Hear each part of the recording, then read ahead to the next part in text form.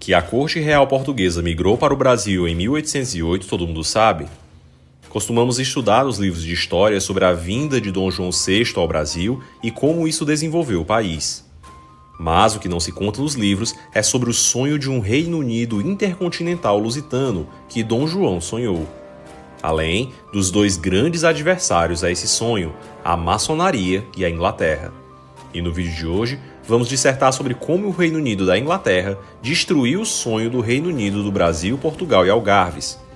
Mas antes de começar o vídeo, já deixa o dedo no like e se inscreva agora mesmo aqui no canal para não perder as novidades por aqui. A chegada ao Brasil por parte da corte de Dona Maria I e do príncipe regente João alteraram significativamente o panorama no território brasileiro. Isso porque o príncipe regente e futuro rei criou no Brasil um estado moderno no além-mar. Entre os mais notáveis feitos do monarca se destacam a criação do Banco do Brasil, dos Correios, a abertura dos portos, a criação da imprensa régia e a fundação do Museu Nacional.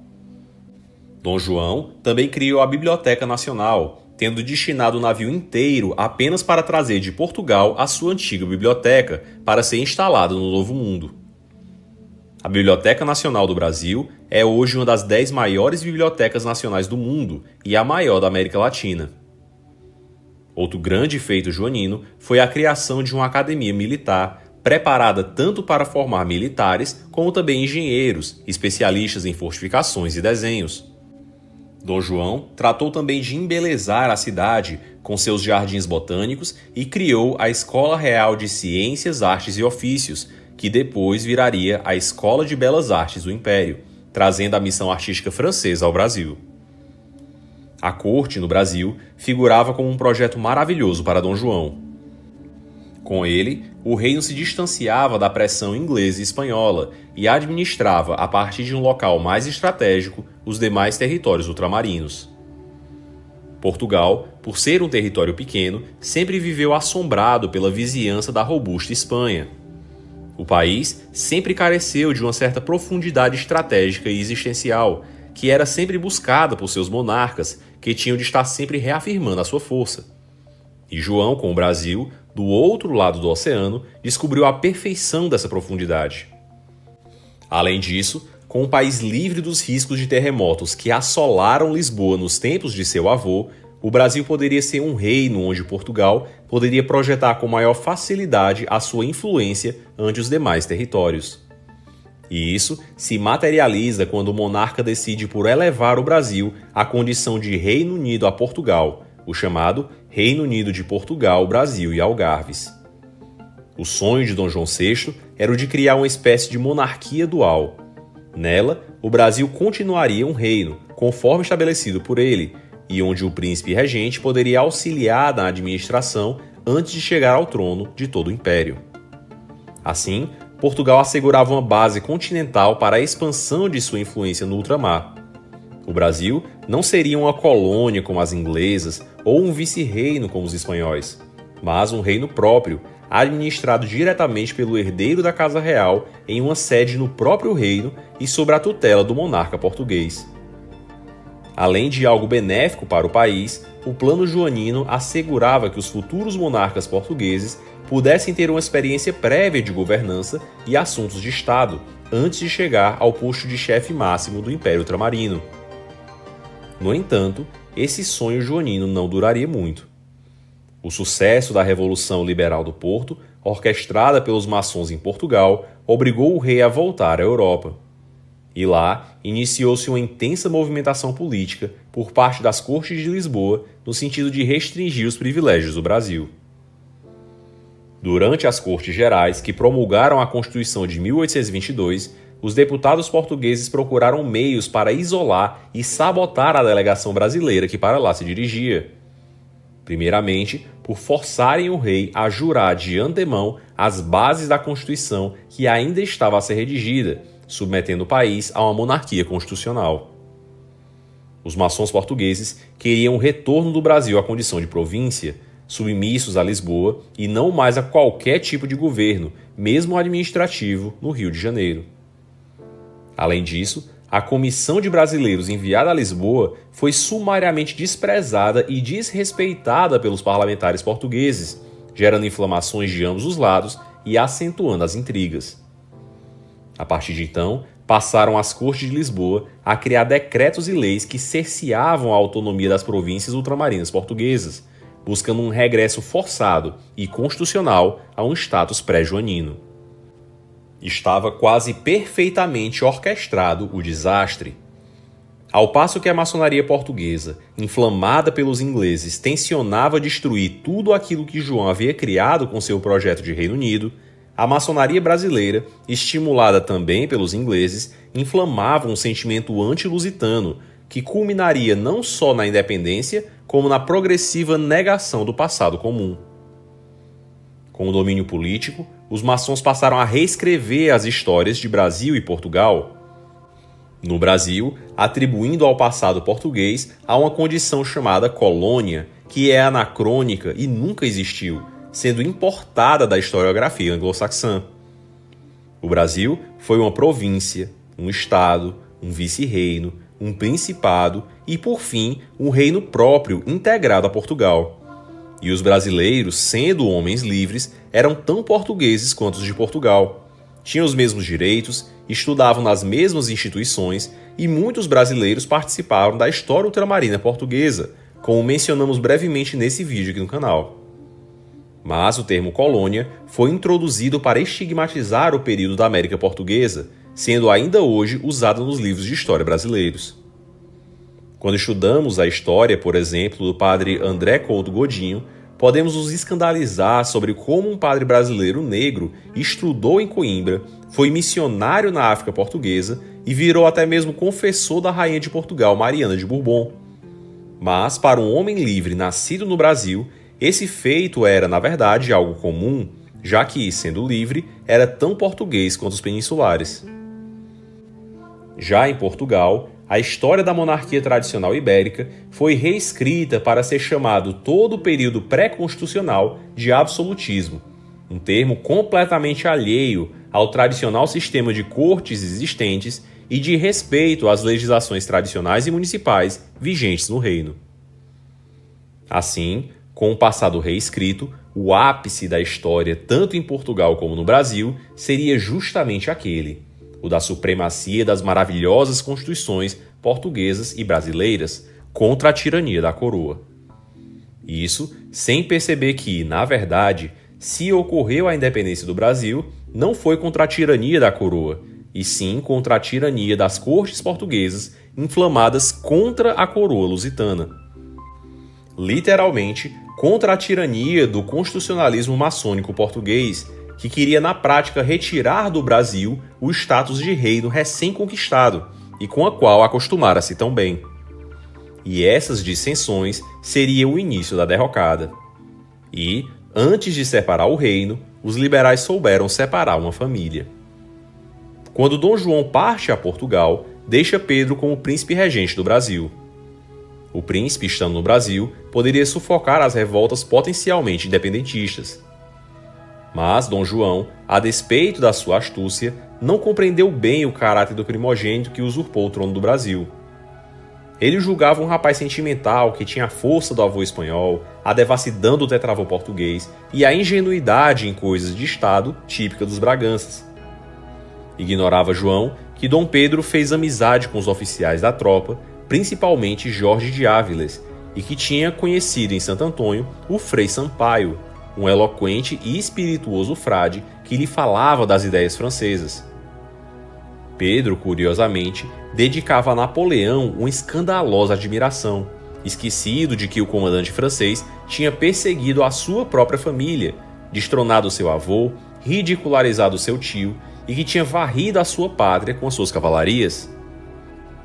Dom Pedro tinha ideias mais voltadas ao constitucionalismo e aos liberais que ao tradicionalismo de seu pai.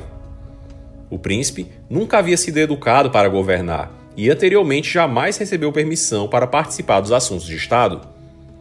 O papel que seria seu direito de nascimento era na verdade exercido por sua irmã mais velha, Maria Teresa. João confiava nela para os conselhos e inclusive a fez membro do Conselho do Estado. E curiosamente, as últimas palavras de Dom João antes de voltar a Portugal foram recheadas de lágrimas. Isso já agora não tem remédio. A providência que tão maravilhosamente tem protegido a monarquia portuguesa é só ela quem a pode salvar, somente Deus. O desmantelamento da monarquia começara pela separação do Brasil como ele previu, mas certamente não esperava que viesse da forma como foi, ou pior, que fosse sustentada por seu filho.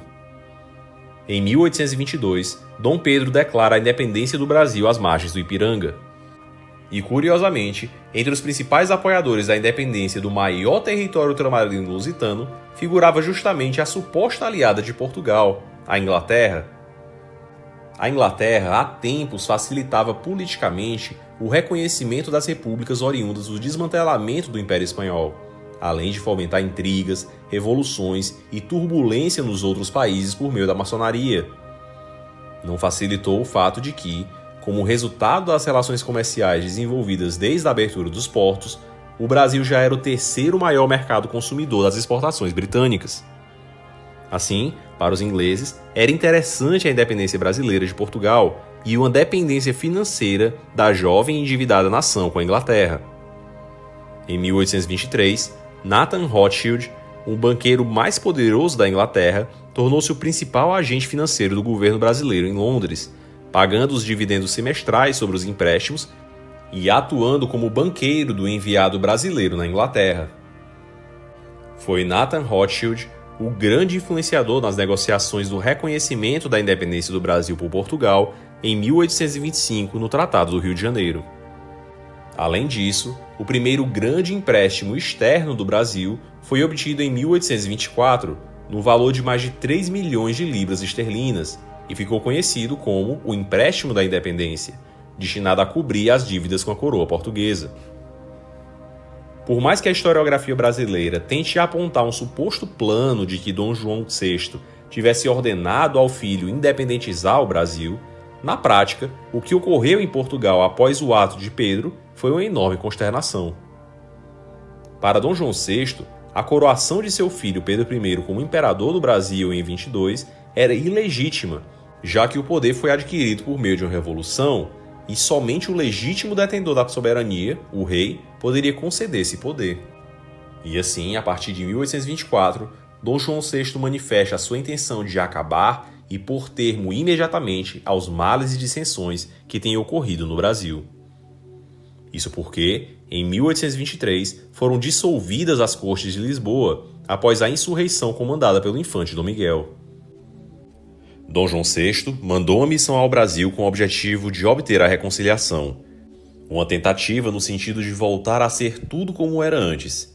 Isso é, os dois países voltarem a ser um Reino Unido, uma monarquia dual idealizada que o Grito do Ipiranga cortou ao meio. Essa tentativa foi chamada de Missão do Conde do Rio Maior. Mas parte da elite brasileira considerou isso um ensaio de recolonização e acolheu com tamanha hostilidade que Dom Pedro I se recusou a qualquer conversa com os enviados de Lisboa. Cego pelo triunfo efêmero de Vila Francada, Dom João VI não via qual era a realidade brasileira. Até que chegou do Rio de Janeiro, deportado pela guarnição portuguesa, o Conde dos Arcos.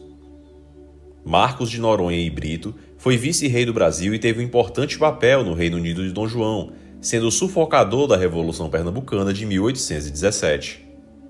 O conde desembarcou em Lisboa completamente desiludido, pedindo em tons quase fúnebres que suspendessem qualquer represália e evitassem a luta contra o Brasil. Não havia mais como impedir a emancipação do país.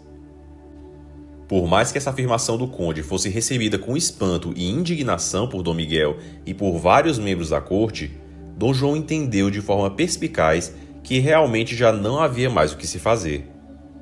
O rei, mesmo visando recuperar o seu sonho, era dotado de um incrível bom senso para atuar devidamente. Dom João se convenceu que Portugal não tinha mais condições de reconquistar o Brasil pelas forças militares. E por mais que o infante Dom Miguel e seus apoiadores defendessem expedições de reconquista ao Brasil, Dom João passou a defender que seria importante procurar a prosperidade geral e assegurar a existência política tanto do Reino de Portugal e Algarves como do Reino do Brasil. O Conde dos Arcos defendia que uma luta portuguesa contra o Brasil só serviria para separar ainda mais os países e criar um ressentimento terrível entre as duas monarquias. Seria um esforço inútil e com consequências terríveis, em especial para as gerações mais velhas. Os países sem a guerra podiam ainda coexistir pacificamente e até mesmo gerar uma aproximação natural pelo idioma. A guerra afastaria de uma vez só dois pais e dois filhos, Dom João e Dom Pedro, e o Reino de Portugal e o jovem Império do Brasil. Dom João via o país que ele desenvolvera por anos ser agora retirado de suas mãos por seu próprio filho. Assim, consternado, pedia indenizações e compensações pelo espólio que lhe fora causado, mesmo após tudo que fez. Mas, para ele, nada disso era o suficiente. Dom João efetivamente amava o Brasil. Ele se sentia partícipe da construção do país e, inclusive, se não tivesse sido forçado pelas cortes a regressar, ele mesmo teria ficado com a corte no Brasil. Assim, Dom João lutou, mesmo reconhecendo a independência do novo império, para ostentar o título de imperador titular do Brasil. Um título falso, meramente simbólico, mas que Dom João lutou diplomaticamente para ostentar, quase num consolo ante a joia do império perdida para o seu próprio filho no outro lado do Atlântico. Dom João, diferente do esperado, não excluiu expressamente a pretensão de seu filho à coroa, talvez em uma tentativa de que esse pudesse retomar o seu bom e velho Reino Unido no futuro, ao se tornar rei de Portugal e imperador do Brasil. Até que, em 4 de março de 1826, Dom João, após voltar do mosteiro dos Jerônimos, retirou-se sentindo mal. Uma série de vômitos, convulsões e desmaios de vários dias acometeram o monarca, e sempre que parecia melhorar, o rei voltava a piorar novamente. Até que, na noite do dia 9, a doença se agravou e às 5 horas do dia 10 faleceu. Os médicos não conseguiram ao certo determinar a causa da morte do rei, mas se suspeitou logo de envenenamento. Um envenenamento longo e terrível, que fez o rei agonizar por quase uma semana até falecer. Seu corpo foi embalsamado e sepultado no mausoléu dos reis de Portugal, o Panteão Real da dinastia de Bragança. A infanta Isabel Maria assumiu a regência e posteriormente veria uma guerra fratricida entre os dois irmãos Pedro e Miguel pelo poder em Portugal. Nos anos 2000, uma equipe de pesquisadores exumou o pote de cerâmica chinesa que continha as vísceras de Dom João VI, além de fragmentos do seu coração. As análises do estudo detectaram uma quantidade de arsênico suficiente para matar 2 pessoas, o que confirma a tese de que o rei foi envenenado. As consequências para o Reino de Portugal da morte de Dom João VI e da perda do Brasil foram terríveis. Sem o Brasil, o reino português se via cada vez mais encolhido e subserviente à Inglaterra, não tendo mais forças para sustentar suas pretensões mundo afora. E um dos exemplos foi a Conferência de Berlim, onde Portugal, desejoso de unificar Moçambique e Angola em um único grande território como fez com o Brasil, foi impedido pelos planos ingleses de criar 2 estados tampões sem poder fazer nada. A Inglaterra conseguiu, por meio da maçonaria, a mais completa subserviência de Portugal, que vai se refletir mais tarde na insana e inexplicável participação portuguesa na Primeira Guerra Mundial, além da extinção da Ordem de Cristo, de parte dos símbolos, história e orgulhos portugueses, que foram redesenhados para ser apenas um nacionalismo biônico de ressentimento da vizinha Espanha, com quem, curiosamente, guarda muito mais similaridades do que com o suposto aliado. Com o Brasil, por sua vez, o Império se tornaria uma pretensão que fugiu completamente do controle dos ingleses. A grandeza do Império era impulsionada pela herança da corte europeia ali instalada, pela sabedoria de seu monarca e pela riqueza do Brasil, além da existência do poder moderador independente, que dava ao país uma notável estabilidade política. A herança lusitana desenvolvera um império continental de poderio formidável, com uma unidade que nenhum movimento revolucionário separatista conseguiu quebrar, e que, inclusive, chegou a desafiar os ingleses na questão Christie. O Império Brasileiro se desenhava como uma potência regional com destino próprio, mas foi logo sepultado com a conspiração maçônica positivista que resultou na proclamação da República Brasileira, gerando assim, tanto em Portugal como no Brasil, países completamente vassalos dos interesses externos e inimigos da própria história. Mas, pelo sonho joanino, Portugal seria um reino unido e continental, unido não apenas pela língua, mas pela cultura, a religião e a coroa, que abarcaria a universalidade dos povos. Portugal, no sonho de João, seria um império que conferiria a dignidade de reino aos seus territórios no ultramar. Um império cuja glória o oceano não seria capaz de separar.